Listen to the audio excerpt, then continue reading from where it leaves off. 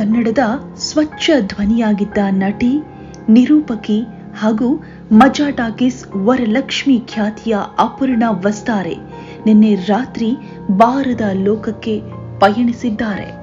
ತಮ್ಮ ಬನಶಂಕರಿ ನಿವಾಸದಲ್ಲಿ ಕೊನೆಯುಸಿರೆಳೆದ ಕನ್ನಡದ ಧ್ರುವ ತಾರೆ ಅಪರ್ಣಾ. ಇದರಿಂದ ಬಣ್ಣದ ಲೋಕಕ್ಕೆ ಒಂದು ದೊಡ್ಡ ಆಘಾತವಾಗಿದೆ.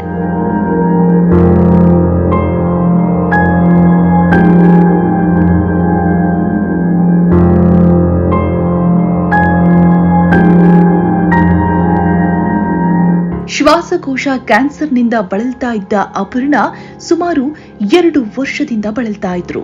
ನಿಜಕ್ಕೂ ಈ ಸುದ್ದಿಯನ್ನ ನಂಬಲಾಗ್ತಾ ಇಲ್ಲ.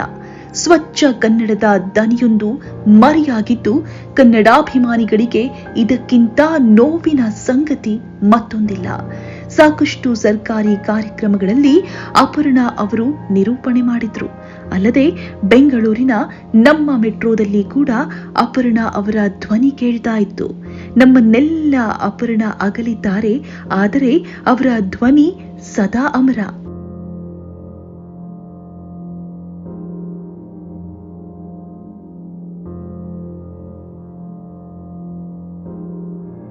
ಅಚ್ಚಗನ್ನಡವನ್ನ ಸ್ವಚ್ಛವಾಗಿ ಆಡುವಾಕೆ ಎಂದೇ ಹೆಸರು ಮಾಡಿದ್ದ ಅಪರ್ಣಾ ಆಕಾಶವಾಣಿ ಮತ್ತು ಕಿರುತೆರೆಯ ಕಲಾವಿದೆ.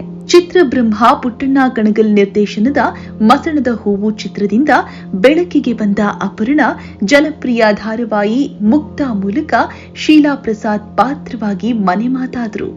ಪ್ರೀತಿ ಇಲ್ಲದ ಮೇಲೆ ಧಾರಾವಾಹಿಯಲ್ಲಿ ಪಲ್ಲವಿಯಾಗಿ ಗುರುತಿಸಿಕೊಂಡ್ರು. ಜೋಗುಳ ಸರಣಿಯಲ್ಲೂ ಕೂಡ ನಟನೆ ಮಾಡಿದ್ರು.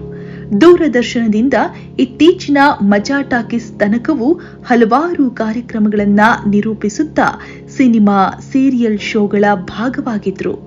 ಅಪರ್ಣಾ ಅವರು 2005ರಲ್ಲಿ ಯುವ ವಾಸ್ತುಶಿಲ್ಪಿ ಹಾಗೂ ಕವಿ ನಾಗರಾಜ ವಸ್ತಾರೆ ಅವರನ್ನ ತಮ್ಮ ಬಾಳ ಸಂಗಾತಿಯಾಗಿ ಸ್ವೀಕರಿಸಿದ್ರು.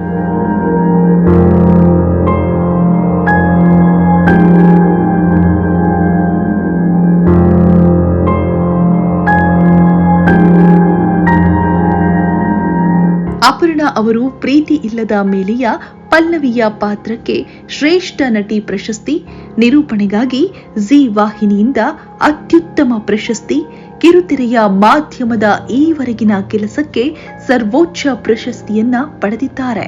ಅಚ್ಚ ಕನ್ನಡವನ್ನ ಸ್ವಚ್ಛವಾಗಿ ಮಾತನಾಡ್ತಾ ಇದ್ದ ಅಪರ್ಣಾಗೆ ನಿರೂಪಣೆ ಶಾಲೆಯನ್ನ ತೆರೆಯಬೇಕೆಂಬ ಮಹದಾಸೆ ಇತ್ತಂತೆ. ಅದಕ್ಕಾಗಿ ಪ್ರಯತ್ನ ಕೂಡ ಪಟ್ಟಿದ್ರು. ಅಲ್ಲದೆ ತಮ್ಮ ಆಪ್ತರ ಬಳಿ ಪದೇ ಪದೇ ನಿರೂಪಣೆ ಶಾಲೆಯ ಬಗ್ಗೆ ಮಾತನಾಡ್ತಾ ಇದ್ರಂತೆ. ಆದರೆ ಅಪರ್ಣಾ ಅವರ ಕನಸು ಕನಸಾಗಿಯೇ ಉಳಿದಿದೆ. ವಿಧಿಯಾಟದಲ್ಲಿ ಅಪರ್ಣಾ ಅವರ ಆಸೆ ಕಮರಿ ಹೋಗಿದೆ. ಕ್ರೂರ ವಿಧಿ ಕ್ಯಾನ್ಸರ್ ರೂಪದಲ್ಲಿ ಕನ್ನಡದ ಧ್ವನಿಯನ್ನೇ ಕಸಿದುಕೊಂಡಿದೆ.